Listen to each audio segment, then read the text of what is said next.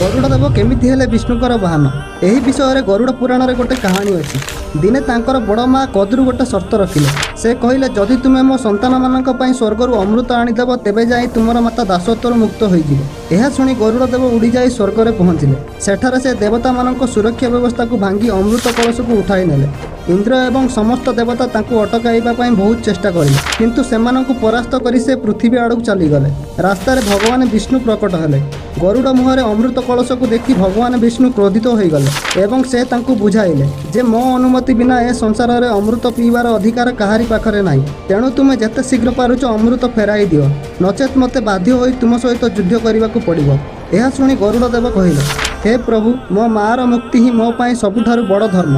आउ से धर्म को रक्षा करबा पाई जदि तुम सहित युद्ध करबा छड़ा आउ किछि उपाय नाही, तेबे मु से युद्ध करबा पाई प्रस्तुत। एही कथारे प्रसन्न होई भगवान विष्णु तांको तांकर वाहन भावरे ग्रहण करिले।